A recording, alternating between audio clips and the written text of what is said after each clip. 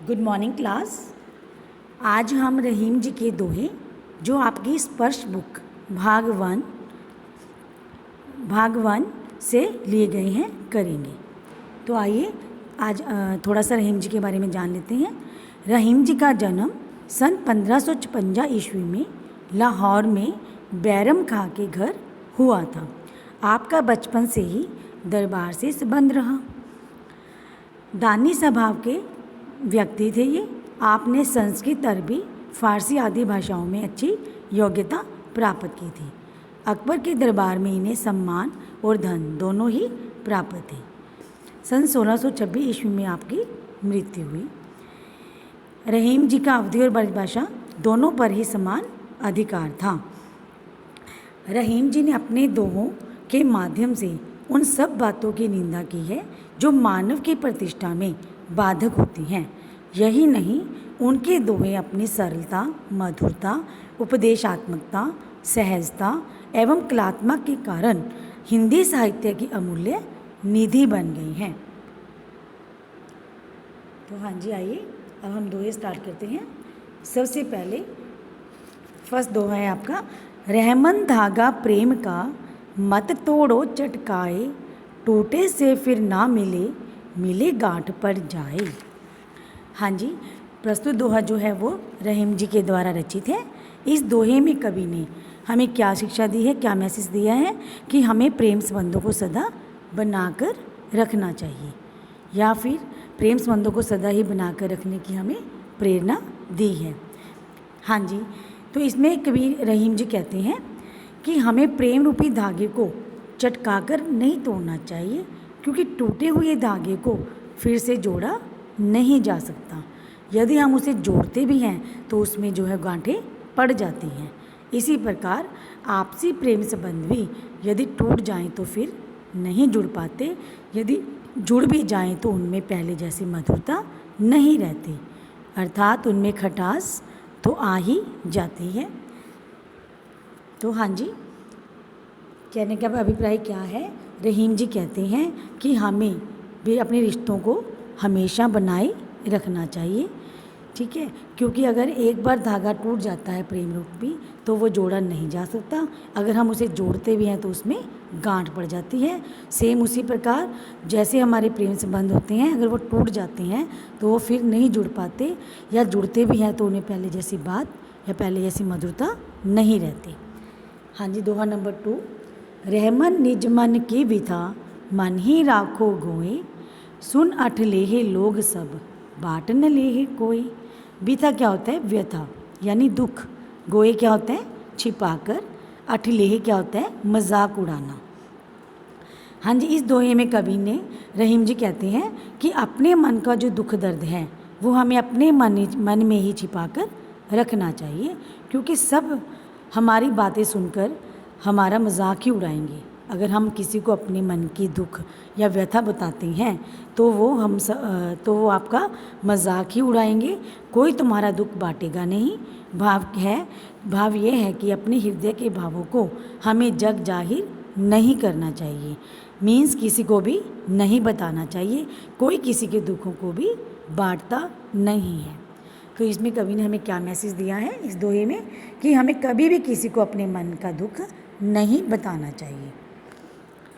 हाँ जी, दोहा नंबर 3, एके साधे सब सधे, सब साधे सब जाए, रहमन मूले सजीवो, फूले फले अघाए।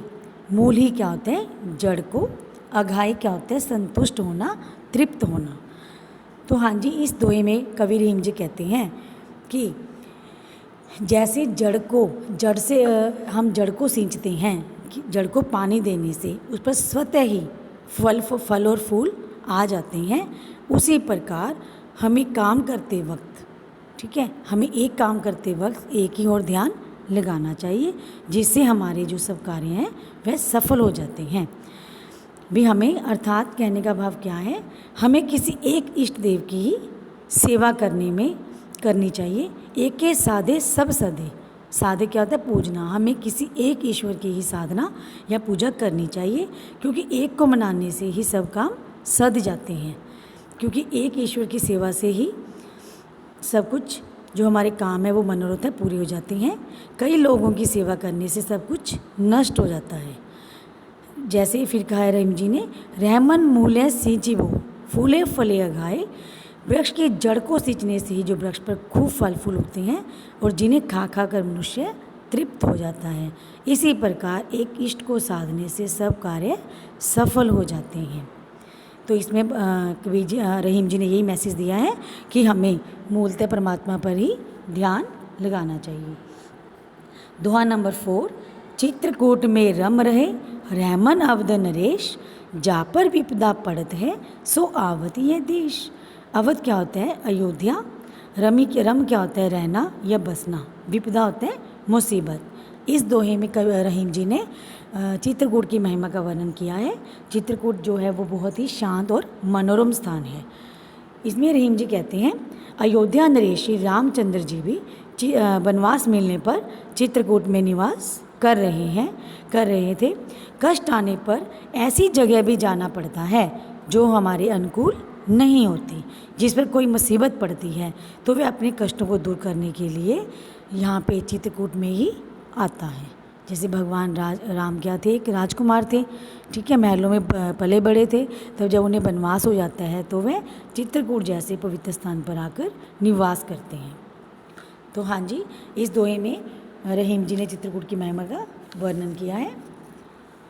दोहा नंबर 5 है आपका, दीर्घ दोहा अर्थ के आखिर था थोरे आही, जो रहीम नट कुंडली सिमटी कुदी चढ़ जाही। दीर्घ क्या होता है? दीर्घ या विशाल मीन्स गहरा। अर्थ होता है मीनिंग या भाव। आखिर अक्षर। थोड़े मैंने क्या होता है? थोड़े या कम। नट मैंने होता है अभिनेता या बाजीगर, जो कलाकार भी कह सकते हो। कुंडली सांप की गोलाकार बैठने की मुद्रा। हाँ जी, इसमें रहीम जी कहते हैं कि जैसे दोहे जैसे छोटे से, दोहा 2 लाइन्स का ही होता है, कितने कम अक्षर होते हैं, परंतु जो उसका अर्थ दिया होता है वो कितना गंभीर होता है। इसी का वर्णन किया है रहीम जी ने। रहीम जी कहते हैं कि दोहे जैसे छोटे से छंद में भी अक्षर तो बहुत कम होते हैं, परंतु जो इसमें अर्थ है वो बहुत अधिक गहरा होता है। जैसे दूसरी पंक्ति में क्या कहा गया है? जो रहीम नट कुंडली सिमटे कुदी चढ़ जाही। जैसे बाजीगर कुंडली मारकर अपने शरीर को सिकोड़ कर, कुंडली क्या होता है? भी अपने शरीर को वो थोड़ा सा ऐसे सिकोड़ लेता है, अपने को समेट कर ऊंचे से ऊंचे स्थान पर कूद जाने में भी लक्ष्य सिद्धि, मतलब उसे सिद्धि प्राप्त होती है, या वो उसमें कूद कर निपुण चढ़ जाता है। ऊंचे से ऊंचे स्थान पर भी कूदने में माहिर होता है। तो इसी प्रकार जो दोहा होता है उसमें भी अक्षर कम होते हैं, पर जो उनका अर्थ होता है वो बहुत ज़्यादा गंभीर होता है। हाँ जी, दोहा नंबर 6 है आपका, धन रहीम जल पंक को लघु जिए पियत अघाए, उदते बढ़ाई कौन है जगत प्यास हो जाए। पंख होता है कीचड़, लघु होते हैं छोटे, जिए होते हैं जीत, अघाई होते हैं तृप्त हो जाना, उदती होते हैं सागर। हाँ जी, इस दोहे में रहीम जी ने हमें मतलब संदेश दिया है कि कई बार छोटे से छोटे भी और बड़े बड़े काम बन जाते हैं। कई बार छोटे से भी बड़े बड़े काम बन जाते हैं, और जबकि बड़ों से काम नहीं बनता है। अर्थात मतलब छोटे और बड़े सबका अपना अपना महत्व होता है, यही बताया रहीम जी ने। आगे वो कहते हैं कि कीचड़ से भरा हुआ वह जल भी प्रशंसा करने योग्य है, जिसे पीकर छोटे मोटे जीव अपनी प्यास बुझाते हैं। धन रहीम जल पंख को, ठीक है, लघु जिए पियत अघाए, वे जो छोटे मोटे कीड़े मकोड़े हैं वो भी अपनी प्यास बुझाकर संतुष्ट हो जाते हैं। इसके विपरीत उस सागर, जो विशाल सागर जिसे हम कहते हैं, ठीक है, विशाल सागर होता है जो, उसकी प्रशंसा कौन करेगा? जिसके पास जाकर लोग प्यासे रह जाते हैं, क्योंकि सागर का जल खारा होने के कारण वो पीने योग्य नहीं होता। तो इसीलिए मतलब रहीम जी ने बताया है कि ये नहीं होता भी जो छोटा है उसका कोई महत्व नहीं है।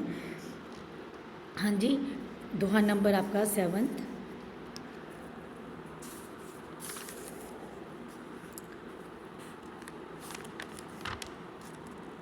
नाद रीझ तन देत मृग नर धन हेत समेत, ते रहीम पशु से अधिक, रीझो कुछ न देत। नाद क्या होता है? ध्वनि, संगीत। रीझ प्रसन्न होकर या मोहित होकर, मृग होता है हिरण, नर होता है मनुष्य, हेत होता है उद्देश्य या कारण।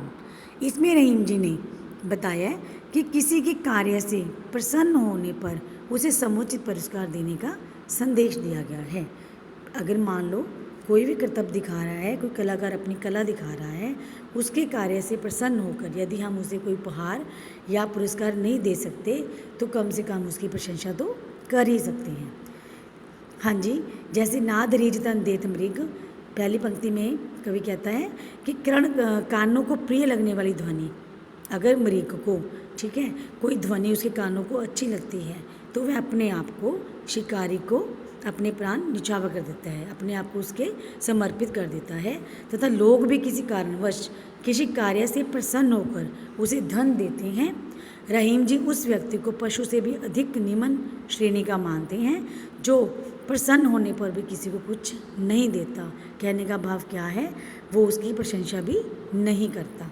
अगर हम किसी को देने के समर्थ नहीं हैं, एटलीस्ट कम से कम उसका हम अप्रिशिएट या उसकी प्रशंसा तो हम कर ही सकते हैं। हाँ जी, दोहा नंबर आपका 8। बिगड़ी बात बने नहीं, लाख करो किन कोय, रहमन फाटे दूध को, मथे न माखन होए। इसमें रहीम जी कहते हैं जैसे फटे हुए दूध को मथने से उसमें से माखन नहीं निकाला जा सकता, उसी प्रकार एक बार अगर कोई बात बिगड़ जाती है, अगर एक बार कोई बिगाड़ हो जाता है, फिर चाहे कोई लाख प्रयत्न भी करे, बिगड़ी हुई बात दोबारा नहीं बन सकती। तो हाँ जी, इसमें कवि जी ने क्या मैसेज दिया है कि हमें सदा सोच समझ कर ही बोलने चाहिए, क्योंकि एक बार अगर बात बिगड़ जाती है तो वो दोबारा नहीं बन पाती। हाँ जी, दोहा नंबर 9 आपका। रहमन देख बड़ेन को, लघु न दीजिए डार, जहाँ काम आवे सोई, कहाँ करे तरवार। बड़ेन क्या होते हैं जी? बड़े, धनवान तथा प्रतिष्ठित। लघु क्या होते हैं? छोटे या निर्धन, गरीब। तरवारी क्या होता है? तलवार। इसमें रहीम जी कहते हैं बड़ी वस्तुओं तथा बड़े प्राणियों के साथ साथ छोटी वस्तु तथा छोटे कहे जाने वाले प्राणियों का भी महत्व होता है। इसमें रहीम जी कहते हैं बड़े लोगों के संपर्क पाकर छोटों की अपेक्षा हमें नहीं करनी चाहिए, क्योंकि जहाँ छोटी से सुई काम करती है वहाँ तलवार भी अपना काम नहीं कर सकती। भाव क्या है कि छोटे बड़े सभी इम्पोर्टेंट है, हमारे लिए महत्वपूर्ण है और सभी की अपनी अपनी उपयोगिता है, इसीलिए किसी की भी हमें अवहेलना यानी तिरस्कार नहीं करना चाहिए। तो हाँ जी, दोहा नंबर 10 है आपका। रहमन निज संपत्ति बिना को न विपत्ति सहाय, बिन पानी जो जलज को नहीं रवे सके बचाए। विपत्ति होता है मुसीबत, जलज होता है कमल, रवि होते हैं सूर्य। हाँ जी, इसमें रहीम जी ने संदेश दिया है हमें कि कठिनाई में सदा अपनी संपत्ति ही काम आती है। रहमन निज संपत्ति, अपनी संपत्ति के बिना रहीम जी कहते हैं मुसीबत में कोई सहायता नहीं करता। यदि हमारे पास अपनी अपनी खुद की संपत्ति, धन संपत्ति नहीं है तो हमारी कोई भी सहायता नहीं करता। जैसे पानी के बिना कमल को, कमल का फूल होता है ना, उसे सूर्य भी नहीं बचा सकता। विपत्ति के समय व्यक्ति को अपने पास संचित धन ही सहायता देता है, कष्ट के समय कोई किसी की सहायता नहीं करता। तो रहीम जी ने यही मैसेज दिया है कि हमें अपने आने वाले समय के लिए कुछ ना कुछ संपत्ति या धन अवश्य रखना चाहिए। हाँ जी, दोहा नंबर 11। रहमन पानी राखी, बिन पानी सब सून, पानी गए न उबरे, मोती मानस चून। पानी, पानी के यहाँ पे 3 अर्थ दिए गए हैं। एक तो पानी का है स्वाभिमान, इज्जत, सेकंड अर्थ है उसका चमक, और थर्ड अर्थ उसका है जल यानी पानी। उबरे क्या होता है? महत्व पाना, मानुष, मनुष्य। हाँ जी, यहाँ पे रहीम जी ने पानी के विभिन्न अर्थों के माध्यम से अपने काव्य में बड़ा ही सुंदर चमत्कार उत्पन्न किया है। इसकी हम एक्सप्लेनेशन करते हैं। अब देखो, रहीम जी कहते हैं कि मनुष्य को अपने मान सम्मान का सदैव ध्यान रखना चाहिए। मान सम्मान के अभाव में मनुष्य का महत्व उसी प्रकार नहीं रहता जिस प्रकार चमक रहित मोती की तथा बिना जल के आटे का कोई महत्व नहीं रहता। हाँ जी, जैसे देखो पानी अगर मोतियों की चमक नहीं होती, अगर हम बिना चमक के माला पहनते हैं तो उसका कोई महत्व नहीं है। एक और पानी का महत्व मनुष्य के मान सम्मान से लिया गया है। यदि मनुष्य का समाज में मान सम्मान खत्म हो जाता है तो उसका जीवन व्यर्थ है। और एक और जो है उसका जल से यानी पानी से, जैसे कि हम आटा गूँथने बैठते हैं, अगर हमें पानी नहीं मिलता तो उसके बिना आटे का भी कोई महत्व नहीं। जल के बिना, जल जो है वो हम सबके लिए बहुत ज़रूरी है। तो इसमें रहीम जी यही मैसेज दिया है कि हमें जल को हमेशा बचा कर रखना चाहिए। हाँ जी, आशा करती हूँ कि आपको रहीम जी के दोहे अच्छे से समझ आ गए होंगे। Thank you class.